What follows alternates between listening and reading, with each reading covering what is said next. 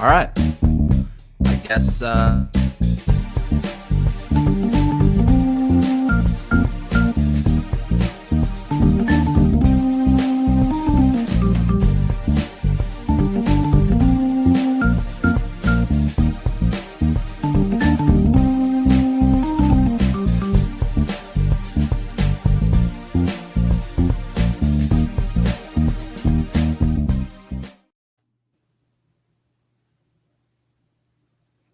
all right.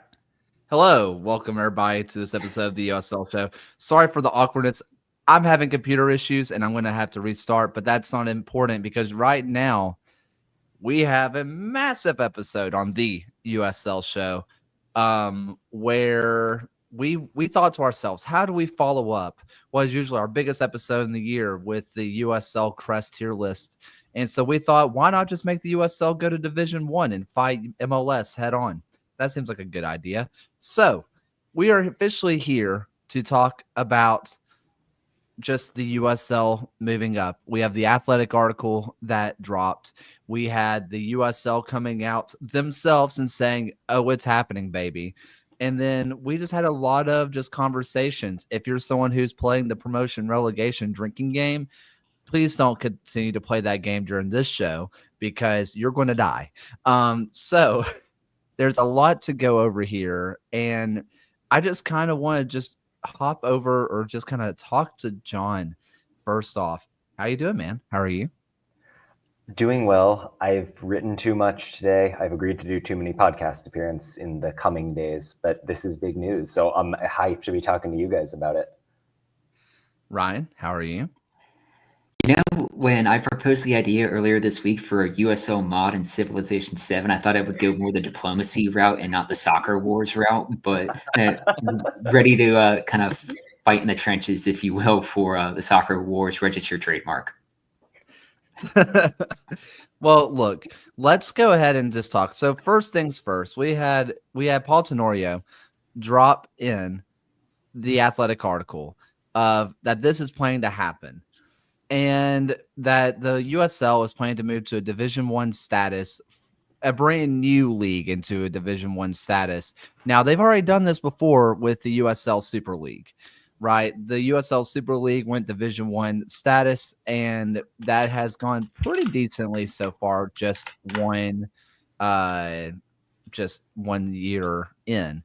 So there's a lot to unpack here. There's a lot of quotes that we got to get through, but I think let's get to just the pure, just what does it take, the infrastructure side, because that is the important part. Because if we're going to get to 27, 28, by the way, that's a European calendar if you are paying attention.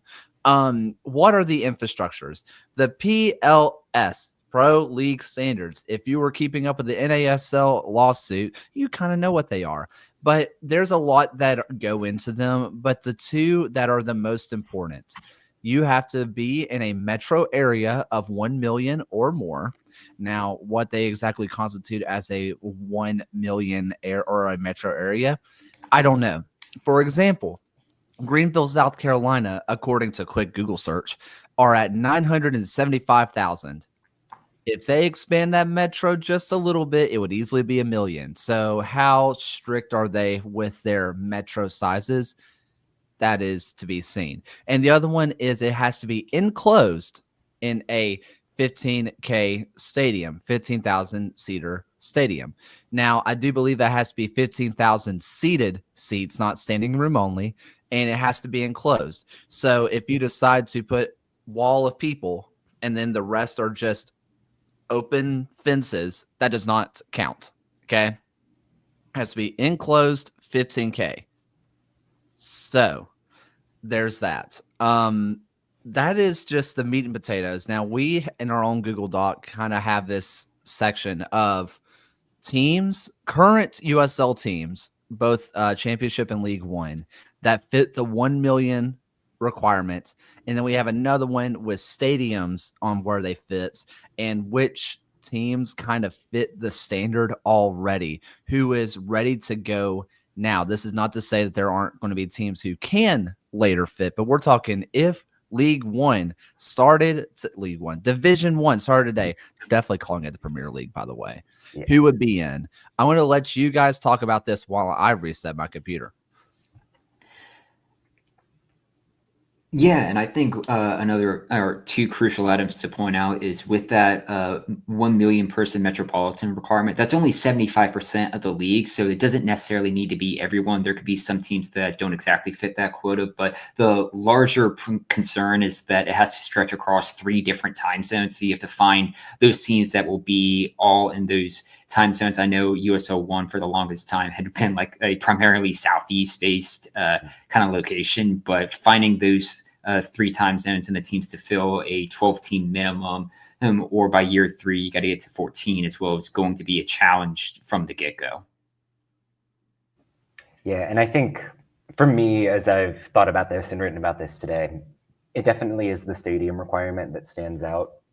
This is something where there are a handful of USL organizations that fit the bill in terms of the 15K minimum. But if you think about a club like Birmingham, if the USL is moving to a Division One model, they don't want to put 4,000 people in a 47,000 seat stadium on national TV. And I think that's an important consideration of the soccer specific venues that have been built around the league. Whether you think about Colorado Springs, Rhode Island, places like that, they're well under the 15,000 mark. Even somewhere like Lynn Family Stadium, if you take away the standing room, is only about 12,000 people. So it creates a real need for infrastructural investment around the league, or it requires US soccer to be a willing partner in what's going down here. We saw it in the past in the 2010s when the USL was moving up from the 3rd tier up to the 2nd tier, where the federation was willing to say, okay, we'll give you some time to get up to the D2 level, develop some of those stadia, get ready to bring to the table what you need to bring to the table. There's going to be a huge lift on the part of the federation if this is to be a thing, or we're going to need some reform to the Pro League standards. I think it opens up a lot of question marks really across the board, but it's a fascinating move. And there are some teams who at least have plans to move to a stadium. You talk about Detroit, who has plans to get to a 13,000 seat stadium. New Mexico has obviously talked about in the past, same with Union Omaha, but all of those plans currently are set to be under a 15,000 seat mark. And that's just something to keep in mind to kind of consider when we're moving forward. Even some venues that people would say are like peak, like just how well they're built, Tampa Bay, high mark for Pittsburgh, even North Carolina, which plays host to the NCAA men's and women's tournaments as well, is still only a 10,000 seat venue. So a couple of things here. And I don't know if you guys directly talked about this when I was resetting it. So if I did, I'm just going to say it again. This is not the championship moving up. Now, some people were confused because the championship was originally USL Pro, which was D3, and those teams moved up to create the D2, that whole deal. This is not that. This is not suddenly every single team suddenly jumps up to the Division One Premier League, right? This is going to be teams are, now correct me if I'm wrong here, teams are going to have to apply through this. They are going to have to go through an application process just like before. So as of starting out, this is not, as we know it, planning to be an open system, which I know is going to get a lot of people in a tizzy, but that is the way that it is. This is going to be an application process, and you have to have proof that you are going to expand into 10K, or you're going to have, or you're already in a 10K stadium and you fit that 1 million. There are several teams that do not fit the 1 million number. Like there are several teams that just do not fit that number, and they're going to be left out. And that's tough. Now, as you mentioned, John, the professional standards could be changed in theory, but I mean, there was kind of a whole lawsuit about that, so I don't know. No, I think it does raise the question of how strict does US soccer want to be in a situation where when these pro league standards came about, it was about stability. It was about creating a league infrastructure where something like MLS could exist, and then maybe in the future you could develop lower divisions below that. And I think it was a good guardrail against the NASL's kind of wanton ambition back when that was a problem. But I think the USL has shown that they're a responsible partner within the development of the American sport. They understand the value of the grassroots. They're not going to come in with something that's trying to destabilize really the lifeblood of the game across communities all over the map. And so you have to wonder, does US Soccer look at this and think, okay, now that we've got this organization that we trust, that we've worked with, can we bring them a little bit of leeway? Can we let them kind of extend into the 2030s with the waivers? It's an important question, certainly. And I think this is kind of the first problem I have with the proposal in terms of the details. I think the pro-rel element of it is thorny in and of itself, because even if the USL designs a first division that meets the standards, what if in the next season Lexington and Monterey get promoted and suddenly you're not compliant with the population numbers? What if, you can play that scenario out across 3 different tiers of competition. There are so many logistical questions that come along with this entire process. And you even see it in places like Scotland or England, where some teams just can't get promoted to the next level just due to stadium requirements, or if they do get promoted, they would have to move to a different venue. And for a team like, say, Monterey Bay, if they get promoted and their stadium no longer becomes viable and their nearest viable ground is San Jose, that's really going to impact the club. So just this comment from Ace the Kangaroo, which, by the way, if you're watching on the podcast player, check out the live stream sometime. We are going to try to answer these. But you can get a waiver for the 10K thing.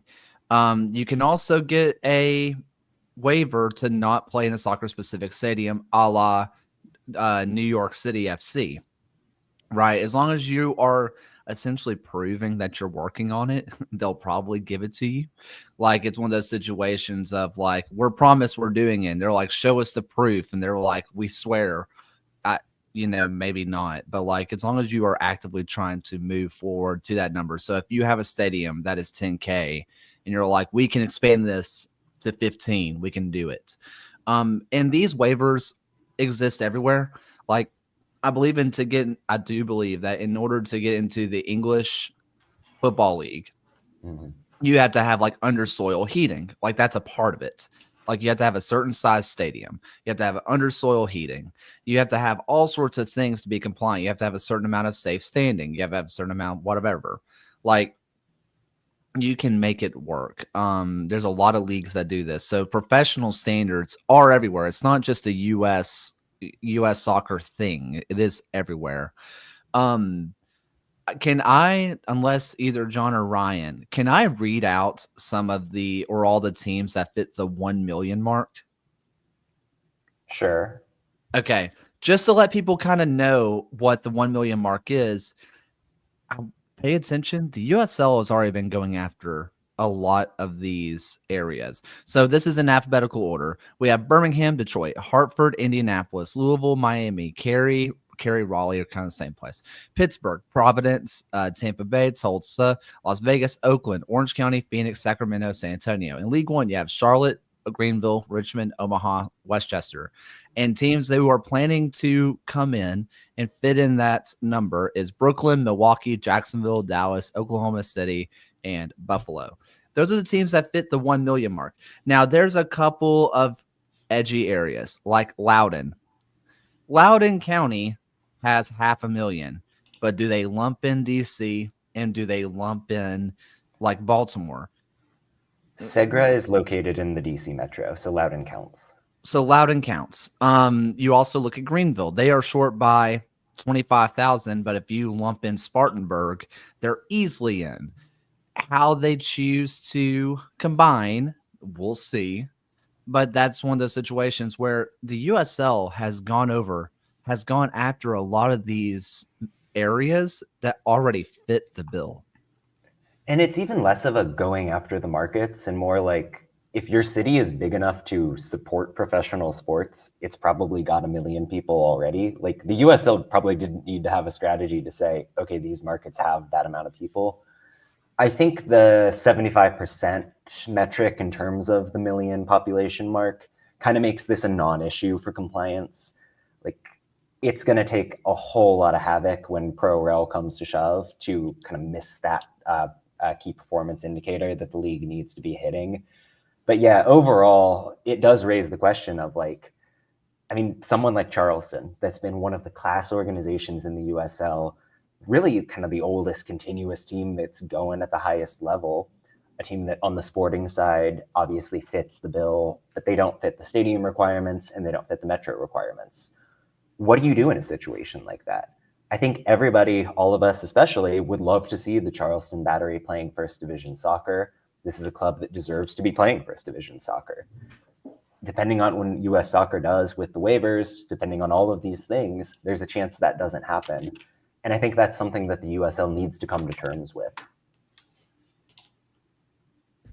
As for stadiums, there's already a few stadiums that already fit inside this area. So in the USL Championship, you have Oakland, you have Birmingham, you have the Miami FC, you have Louisville City, you have Richmond, you have Greenville. They currently fit. Now, this does not include teams that are planning to build, right? Detroit City seems like they're almost certainly going to be able to do it, but their stadium's only going to have 13, so it doesn't fit that standard, quote unquote. Rhode Island FC, it is expandable. They are also building. We're talking about teams that currently fit it. Now, but even Oakland is like temporary in the Coliseum. Like to include them, that's tenuous. But also yes, but their stadium that they're also planning that they announced is 15K.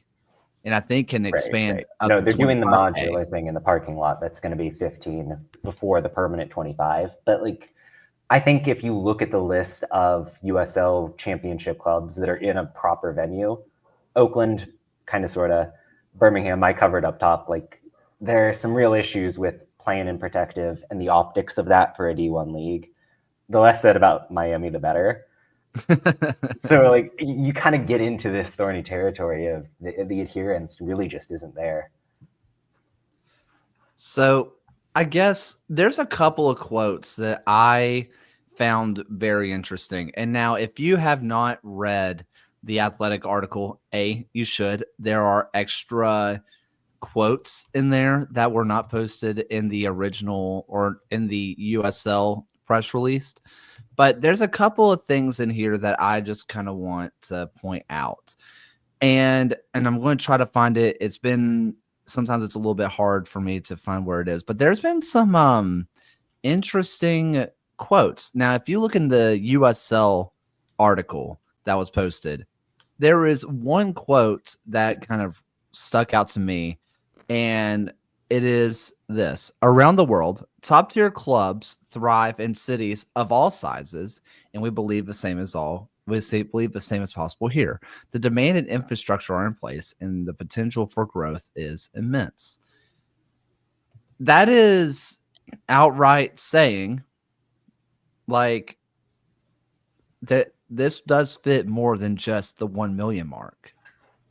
I can't, reading between lines here, like, it feels like they're saying, like, a smaller city can move up. And I wonder if this is an attempt to try to change these standards.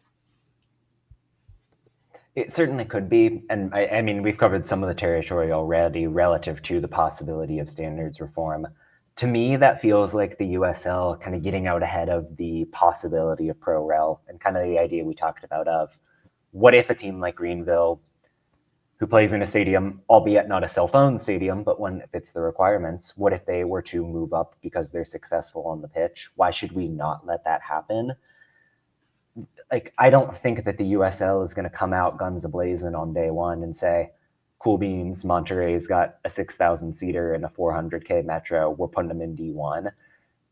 So the quote to me kind of speaks to the longer horizon of what the USL is trying to do. But it's fascinating that already at this stage, day one of this being an official league initiative, Paul McDonough is already coming out and saying, listen, we want clubs of all shapes and sizes to be trying to push through. I think that's a real statement of intent from the league. And I was doing some research on the side. I was looking at all the MSAs for just North America and to find what in the, I guess you could call it the quote unquote big four leagues of what the smallest MSA is. And it was New Orleans at 58. That's like slightly ahead of what Knoxville is. And New Orleans just hosted a Super Bowl for reference. So it's proof that there are various different markets within North America that could very well host a team and thrive at a top level. New Orleans has two top four leagues teams in their city. Now, I'm going to just go ahead, unless there's anything you guys want to hop back to, that is fine. But I want to go ahead and get to the McDonough quotes that is going to get everybody in the tizzy, and that's why you are all here. The people in the chat, you are here for this quote and this quote only. We've been very public about trying to get there with ProRel. We're not there yet, but we will continue to push forward with it. This was after the statement of this is going to more flesh out the pyramid, especially in the USL. I mean, it's here. It's the conversation. It's the interesting part. Now, there is a world where this could be, I think, is it Liga Meki that does the two-tier or two-type promotion where you have to fill like a certain financial requirement and be have a certain amount of success? Or am I completely making that up? It's somebody. They've done something like that. It's kind of, they've changed it quite a bit, so I'm not positive, but at one point, yes. So, and I think with also with Liga MX in the past, they used to do to kind of prevent against relegation. Like if a team got promoted, they had, I think, minimum 2 or 3 seasons that they could spend in the top flight. And then it was like a combination of their points per game at that time to determine if they could stay up or go back down. Question we get in the chat. In the article on the USL website, they said US Soccer has been very supportive. Does this mean Don Garber would be in these conversations? And is he able to push back on the USL becoming D1? MLS does get a certain amount of board members on the USSF board, and Don Garber is like the head of the MLS like board essentially. So yes, he would have been at least aware of the conversations, and if he wasn't there, he would have been like, he would have had a proxy or some sort. But yes, he would have been there for these conversations. And in theory, yes, he would be able to push back on this and vote no or something like that. But I would be intrigued to see what happens here, because the NWSL and the USL Super League have been fairly friendly to each other. And I'm not saying MLS would be friendly, but MLS and USL have a somewhat decent relationship when you think about how the two teams were let into the USL.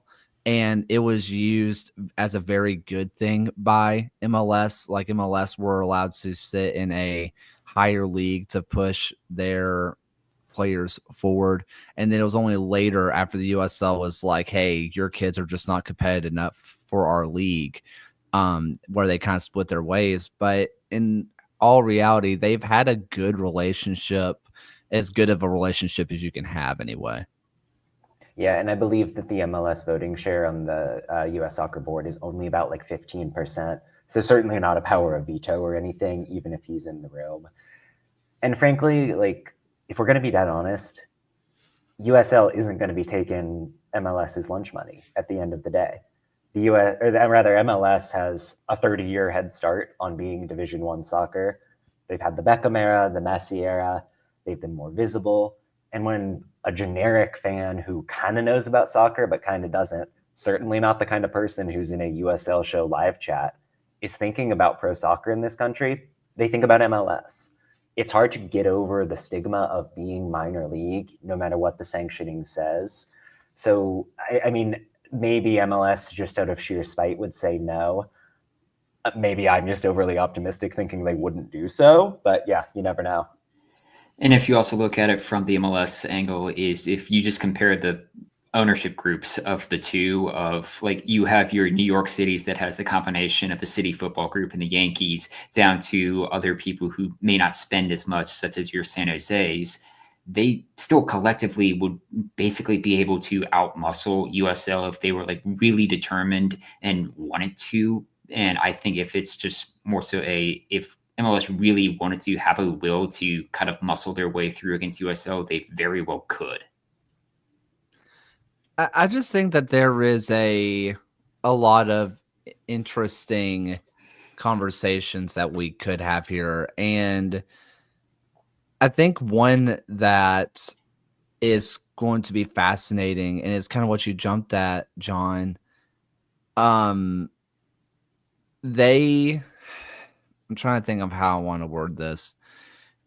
I think that the move to D1 is important, but we're also going to see, I think, with Lexington and other teams that self-promoted in North Carolina. When you look at North Carolina, when you look at soon-to-be Lexington, how are they going to grow? How are their fan bases going to grow? Because they got promoted from D3 to D2. Are we going to see a jump in attendance for Lexington? We did not with North Carolina. I don't think D1 means anything to anybody except for us sickos talking on a Thursday night about how this is an emergency podcast about the USL going D1. It only matters to us. In all reality, like you mentioned, John, MLS does have the name brand. It's just the truth. Now, whether the Pro Rel thing happens, maybe that brings something to it. Maybe that is what gets fans to actually care, because right now, I don't know. I will say, and I want to add on to this before I move on, or before I throw it back over to John or Ryan, I also think that the addition of the Premier League will actually get more teams to say yes to Pro Rel, because at the time you would just be relegating into D3 and you'd only be promoting into D2. Now, if you're a championship club, if you have any kind of ambition about yourself, you're like, we could get promoted for sure. We can for sure get promoted. So as opposed to, God, what if we get relegated? I think the thing that stood out for me was the timing mentioned in the article. So you had the date of 2028, and we ought to get into the implications of what that phrasing means in a little bit here. But notably, entering 2028 will be the first season after the USL's current television contract is up.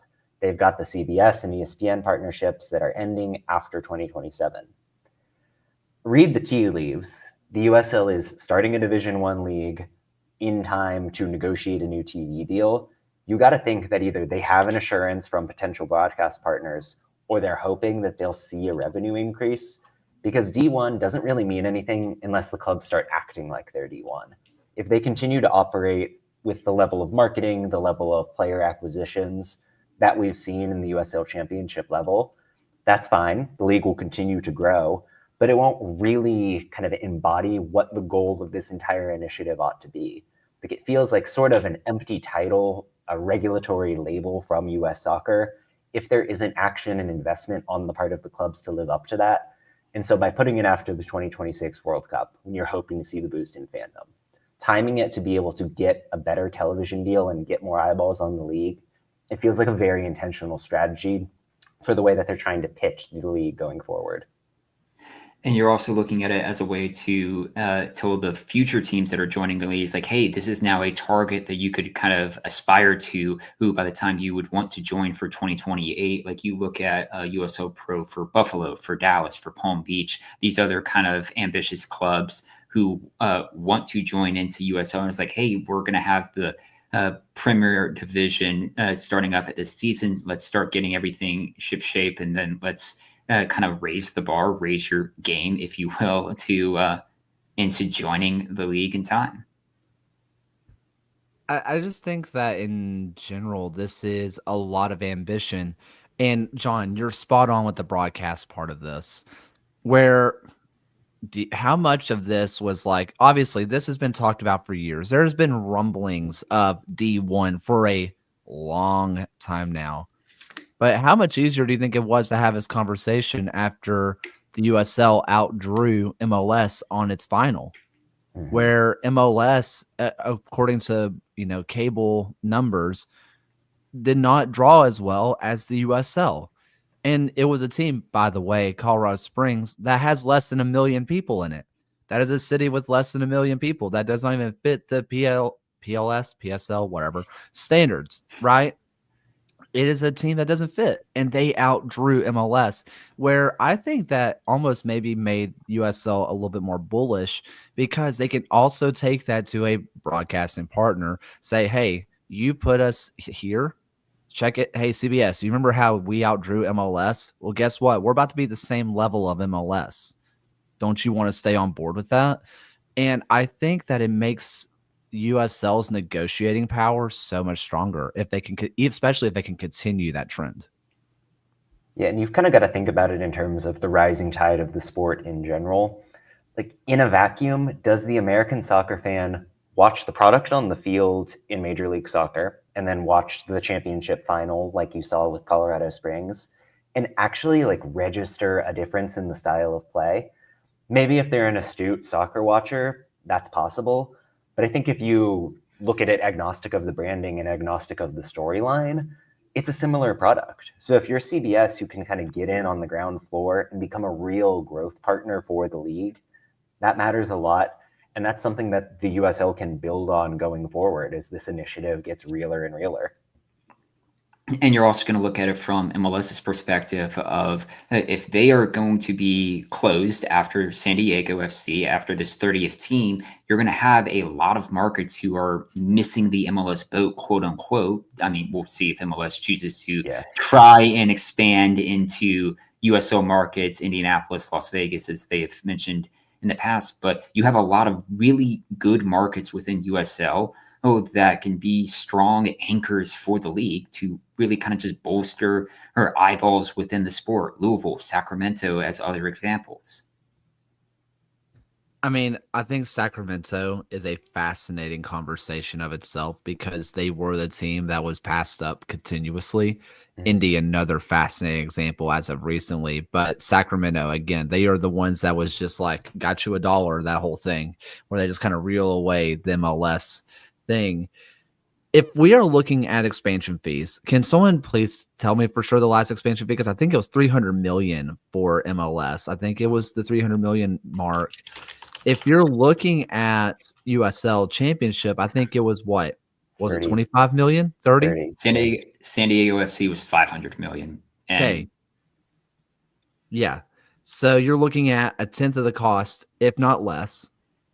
And if you go to Premier, like if you go to this Premier League and it goes even higher, was say 70 million, you're still going into the same level fractions on the dollar, where I think if you're an investor, it makes more sense because you're not having to spend as much money and possibly could be getting a better deal in terms of TV money. You have your you can get higher ad revenue because you are going to be able to sell to your advertisers. We are going to be on CBS. We are going to be on ESPN. We are going to be on et cetera, et cetera, et cetera. Right? We go on right after the marquee football game, right after the marquee Premier League match, whatever. I think that you can sell to an investor. You will spend less money to make the same amount of money. Well, it's kind of an interesting differentiation within the market, right? Where if you look at MLS teams in terms of value, 26 out of the 30 per the Forbes report were worth $500 million or more. And the growth was about 20% since 2018. I'm misremembering the numbers, but it's a significant growing league.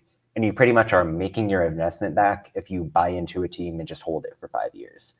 The USL isn't going to be drawing billionaires in the same way, but I think there's an opening for people who don't have FU money, people who aren't oil barons, but people who kind of have a connection to a city. Like I think when San Diego FC came to town and displaced the Loyal, there was some real criticism over the fact that this felt a little bit astroturfed. the people who were involved didn't really care. So there's something almost attractive about the fact that the USL fills this little middle niche of the market, and it's still going to be drawing wealthy people. There's still a very robust vetting process for the people that the USL wants to be involved on the ownership side. But I don't know, it feels a little bit more open. And I think it very much represents the ethos of what this league is trying to do, and hopefully what it's trying to maintain, even as the aspirations get a little bit higher. Ryan, before I jump to you, one thing you mentioned, John, the community ties. I want you to look at how many times the word deep community ties or community was mentioned in the USL press release. The amount of times they said deep community ties on a reason why they're doing this, I think you might be spot on. And I think that's more of a call to investors than it is for family. If you search community, it's 9 times in the press release. So that is an astute observation from you there. Ryan? What I was really interested in is if you look internationally, you have something like the J League, who was formed around the same time MLS did in the 90s, so 30 years ago. But they took a different approach where as they expanded, they had an upper limit of number of teams they wanted in their premier division before they started a second division, and then eventually started a third division and had expansion clubs just join in at the bottom of the pyramid. So this may be getting into the weeds here for this question, but for a USL Premier Division, do you think USO is going to set an upper limit? Like, do you think they're going to say only 20 teams are going to be in this division? Everyone else you join in at the USL Championship level or USL League One? And to give a second part to this question, say you are a New Orleans who comes into the league and says, I want to join USL, but here's $250 million, put us in the Premier Division. Do you let that happen, or do you still kind of encourage that pro rel discussion? It's like, okay, we're going to let you in, but you're coming in at League One and you work your way up. I mean, I want to say, Ryan, in a way, we've already seen this. I want you to look at Santa Barbara. They were supposed to be League One, and they held out until until Memphis decided to bite the dust. Like, they kind of already did that. I think you're seeing a lot of teams trying to just jump into League One and kind of hold out and so they can jump up. Union Omaha said in their stadium announcement that they are planning to go to the championship. I mean, it's kind of implied with Greenville recently. I think that you are already seeing that of sorts of like, hey, do the lower investment at first, see how you like it, see how it feels, and then you can make a jump up if you want. Now, if I'm being honest, and I talked about this before, I think if the USL wants to make itself even more appealing, I think you need to make the League One entrance fee lower. I think it's starting to creep up a little bit too high for my liking, especially as it is tier 3 and national. Like if you want to expand the third tier, I think it needs to be more regionalized. I think it needs to be lower entrance fee. And then if you want to sell the pro rel dream, say, hey, man, you spent $1 million to join Division 3. You got promoted. Welcome to the Prem. And I think that's an easier way to go. As for the can you just buy your way in? I think at first, yeah, I think you will be able to. There's not enough teams to right now that truly fit that 12 to 14 member very beginning without someone coming in. So I think at first, yes. It's an interesting question when you look at the markets that the USL has announced for this next wave of expansion. And shameless plug, I kind of covered this in the Backfield piece I wrote today, kind of looking at the cities that USL could consider. So few of them meet the standard. So the idea of we're going to let them buy in, you feel like it ought to be contingent on fully meeting D1 no matter what. To me, there are kind of 2 candidates that fit out in that vein. Well, 3, I guess. Jacksonville, who very publicly said, we're building for 15,000. That was not by a mistake, folks. Like, they're gunning for D1, and you feel like they could do it from day one. I think Dallas, although I don't believe they've announced a potential capacity, they're playing in a huge market. They're playing in, albeit in a suburb in Garland, but they have stadium plans that really matter. And ditto for Oklahoma City, who, again, haven't announced a potential capacity, but they're gunning for a 2027 opening. They've got very wealthy new investment. They've got the celebrity side with Russell Westbrook. You could see those three markets going in from D1 from the jump. I think everyone else might be kind of starting at the lower rung and working up, but there's the potential for growth. And I think if somebody comes into the USL with that like Godfather offer you can't refuse, they're not going to say no. I think that when we really get into the nitty-gritty, which we are already in there right now.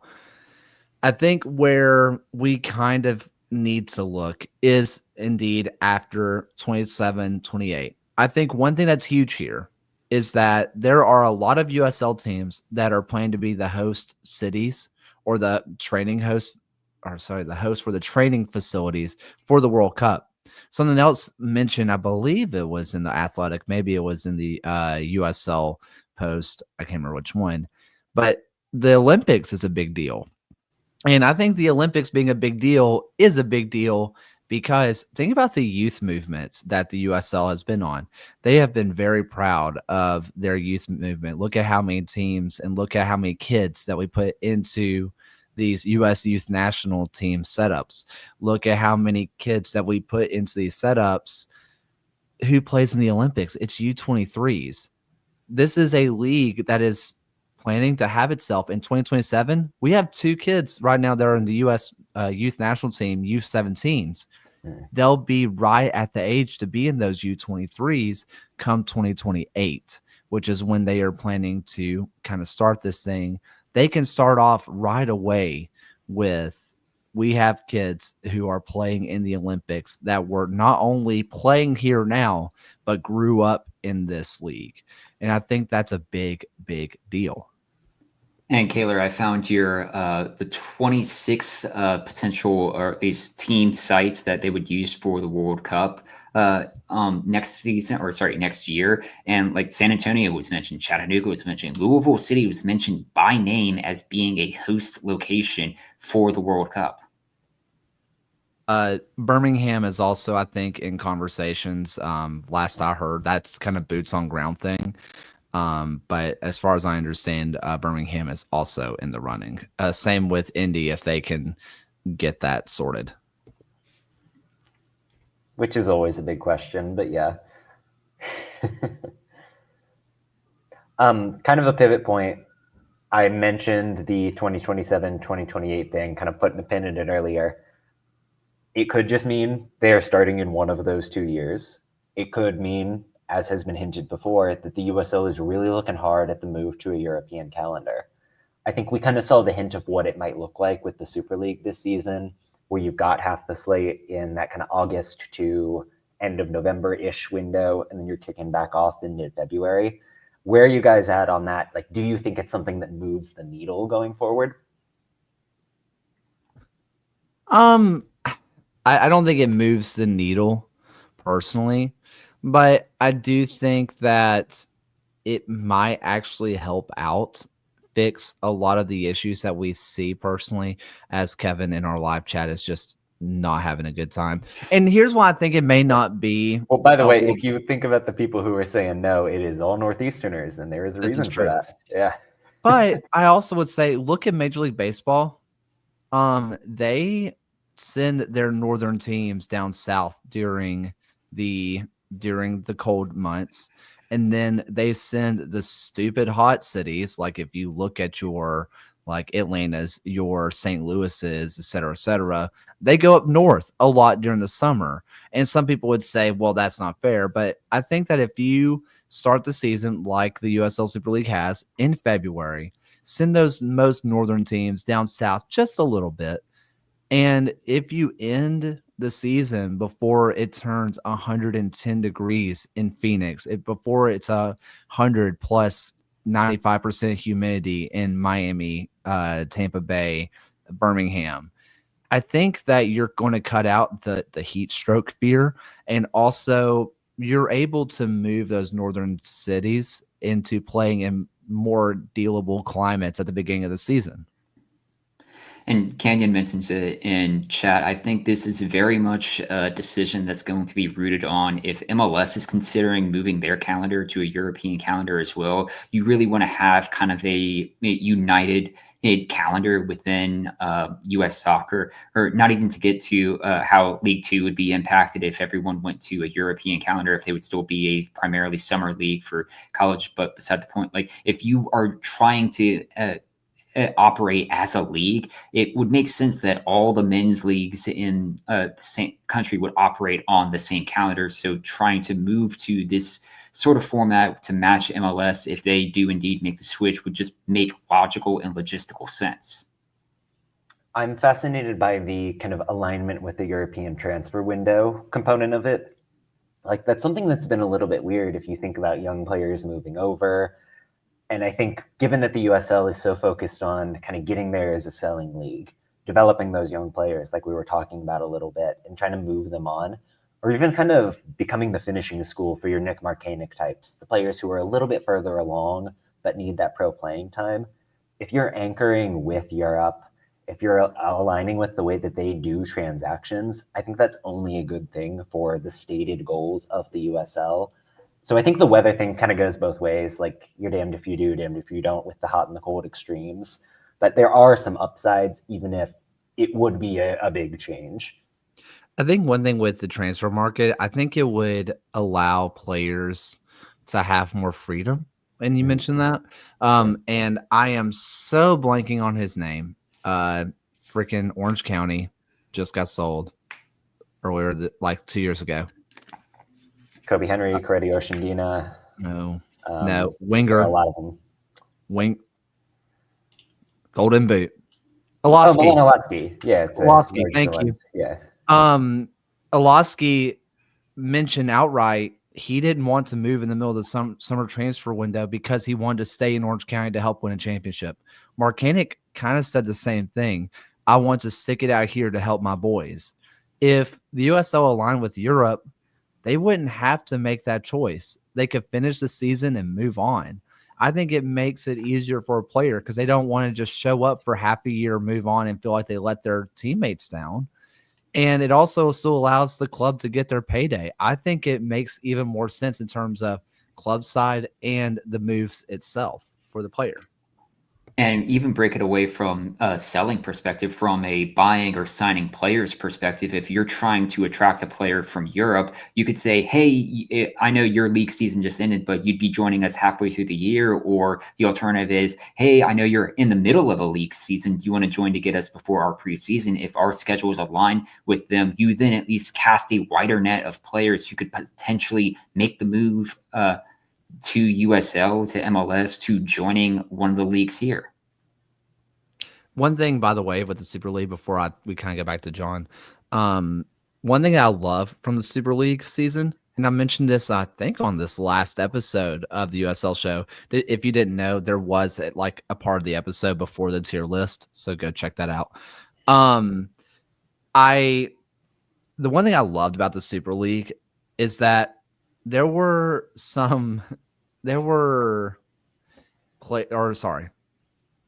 teams, DC Power, who fired their coach before the break, and they went and made sleeping changes. And I think that's something that could be really interesting on the USL sides and almost might make these teams even more bullish to make changes, especially if there's pro rel, because they're going to get like a 2-month-long break where you could have a new coach with these players, and they get 2 months to work with this coach without it affecting their season at all. They have time to save their season. And if a new coach comes in and you've already had 2 months to get their system, and then you go out and play after the break, then that's even better. I think that if you add in the pro rel part, I think that there is even more chance for ownership to be bullish, to put in the chips, especially if they're trying to get promoted, or more importantly, if they're trying not to get relegated. But even if that doesn't come into play, it just lets ownership and front offices have more opportunities to make the hard decisions. Relegation survival specialist Sam Allardyce coming in to save Las Vegas from the drop.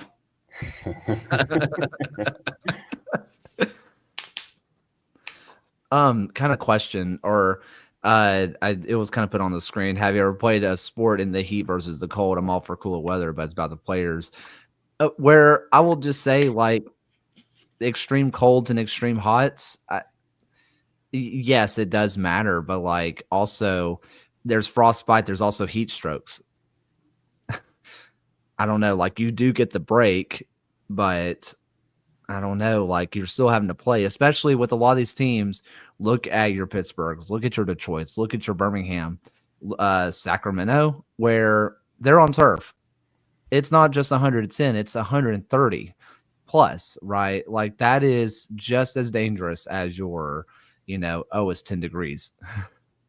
Yeah, and I mean, if it's 110 degrees out, you could have a heat stroke. If it's 10 degrees, you kind of just need a cup of hot cocoa after the game and you're going to be all right. Like there really is a distinction on the health basis. It does always, at least with the cold weather, made me think of, I think it was the last qualifying cycle for the U.S. They played that game against El Salvador, I want to say, at St. Paul for Minnesota. And like there were like frozen T-shirts in the crowd. It was that cold, but those definitely seem more like instances of few and far between. And there are mitigating ways for the league to kind of stop that. Plus, snow soccer, orange ball, nothing better. Think about that. More orange ball, good. That's the official policy of this podcast. Mountains good, orange ball good. That is, we are simple folk. Do you know how bummed out I was that it didn't snow in Colorado Springs for the final? I was so rooting for an orange ball final. Didn't they have to clear it out a bit? Do I remember that right? It did snow, but the wrong day. It was not enough. It was a question from Ace the Kangaroo here. Do we think that USL D1 champ gets a CONCACAF Champions Cup spot? I think so. Do they kind of have to? I would say so. Because it's the top division in the country, top domestic league. It's the reason there was a question a long time ago in the chat of why does the Canadian Prem get it? Because they are the top flight in Canada. There are teams that are in another league that's in the top flight of another league, but it's almost like Wrexham or something like that because they play in Wales, or I guess Swansea City. They play in Wales, they play in Wales, but they play in England, where they play in Canada, they play in the US, but the top flight. They're based in Canada, but they play in the US. Thank you. I could not find that to save my life. But they are the top flight in Canada. So if the USL is top flight, then they kind of have to. They don't have a choice, I don't think. Let me turn that question on its head, though. If they are getting allocated a CONCACAF Champions Cup spot, does that mean MLS is losing one of their spots, or are you losing the Open Cup spot that would be provided? Does the format of the Champions Cup completely change? And if MLS is losing one of their spots, is that just another feather in the cap for MLS to say, no, we don't want to give up our D1, our sole member of D1 status? This is how the cup dies. This is how the cup dies. Not with a bang, but with USL going D1. See, I thought you were going to a thunderous applause direction, like your Padme Amidala in the Senate, but nevertheless. I mean, yeah, Jägermeister to be the real. That would actually rule, I will say. So, any other final questions? I don't think we've seen a lot of just kind of stuff into the chat. A lot of speculation stuff. I mean, just a lot of things that would be fun. But at this point, we are just purely speculating, just having a good time. So what are, I guess, just kind of parting thoughts before we go on this emergency pod? I think the thing with a lot of these big swings we've seen from the USL in the past, you don't know everything from day one. There's a lot of work happening behind the scenes. A lot of the questions that I've posed probably have very solid answers that we just don't know about yet. But I think it's our job as some of the few people that cover this league to kind of take a fair perspective. So I'm just excited to see where all of this goes. Yeah, and as the soccer wars kind of commence again, also would like to at least point out for social media that you're not going to solve the world in 280 characters or less. Sometimes it's worth to just step away from a discussion that if it gets way too heated for or either side, that it's very acceptable to just set the phone down and just kind of move away from it, and things will work themselves out kind of as just the weeks and months go along. I will tweet through it and I will not stop. I promise you that. Um, that's great.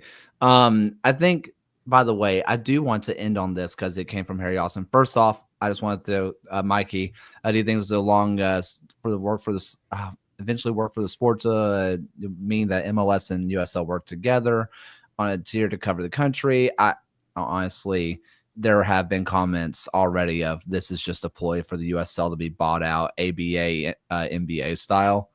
But we've also been saying that for like 2 decades now. So there's that. Be wary of any rumors about MLS buying anything out. That's often unfounded. Yes. I want to end on this before we end up like just kind of hanging this up. And I'm going to take what Harry Austin said of the odds that this actually happens, and I'm going to change it a little bit. Sorry, Harry. Where they said in their press release, they are planning to announce the first few teams in the next few months. They have a plan in place already. I think that this is a lot more solid than the pro rel. The pro rel is happening. We are going to vote on having a discussion on pro rel, right? This is much more concrete. So here's my actual question for that I'm going to take from Harry that I'm changing. And I'm going to start with you, John. What percentage do you think that they actually start 27, 28? 80. I think that a D1 league with no promotion and relegation is pretty solidly going to start then. Ryan? I would echo and say 80% for a D1 league. I think the only thing that would really kind of throw a wrench into things would be if MLS were to, over the course of between now and 2028, announce expansion markets for teams that have, or for cities that have USL teams, and how that may complicate things, especially if those cities are clubs applying to this premier division. So as it stands, 80%, but subject to change. I am going to go with 50% purely because the Super League had to delay by 1 year just from unforeseen stuff. So if that kind of happens again, I could see them delaying by a year, but they're also giving themselves a little bit more leeway. But I'm going to say 50, but I do appreciate that you guys are as bullish as you are. Any kind of final thoughts? This is still an episode of the USL show, of course. So final thoughts. Getting Zelalem to New Mexico was like a wow move. Not because he's especially good at this point, but because he's kind of like the first player I was aware of, oh, this is like a dual or tri-national who has a ton of hype and he's in the Arsenal system and everyone wants to get him. And then he kind of just turned into nothing. So it's weird to see him like at New Mexico United. Fair. Ryan? I guess not USL related, but I watched the movie A Real Pain yesterday night, and I thought it was very good. Oh, I actually watched the movie yesterday. I don't know if you guys have seen Spencer. It's about Diana, Princess Diana. Yeah, the Pablo Larraín movie. Yeah, that's yeah. Yeah. I was, first off, did you know that the person that wrote all the music was the guitarist from Radiohead? He is a terrific film composer. He did a Paul Thomas Anderson movie called Phantom Thread that's like one of my favorite scores. I did not know that. So good. I did not. It's crazy. I think that like it was one of those movies. I wasn't sure what to make of it because I had never really seen a movie like that where it's like a historical fiction, but also kind of not like historical fiction thriller. I had never seen a historical fiction be put into a thriller, and it was stressing me out. I don't really like thriller movies, but it was very good. Also, Kristen Stewart, so good, so good. that director kind of does a lot of like great women movies. So he did Jackie, about Jackie Kennedy with Natalie Portman, and then Maria, about Maria Callas, just came out with Angelina Jolie on Netflix last year. So they're, I mean, mileage may vary. If you're into it, you're into it, but they're always pretty decent for my taste. Well, that is that. I actually watched the movie. How about that? Hey, thank you to all the people who jumped in. We really appreciate it. Our next 3 weeks, we are going to be doing our preview shows, and we are not putting the USL Championship together. We are doing Western Conference, Eastern Conference, League One. Maybe not exactly in that order, but we are separating them. That way we can deep dive into every team and we can get into it. That's going to be starting this is going to be every Tuesday at our normal time, assuming no emergency pods come up. We're going to have Kit Season, who's going to be dropping in tomorrow. It's going to be a blast. Just look at all the things, enjoy all the content. We appreciate you all. And for the first and final time tonight, here's Alan's voice. Thank you for watching another episode of the USL Show. The USL Show is now proudly part of the Protagonist podcast family. Please go to protagonistsoccer.com to check out more work. Thanks for stopping by. We'll see everyone again next time.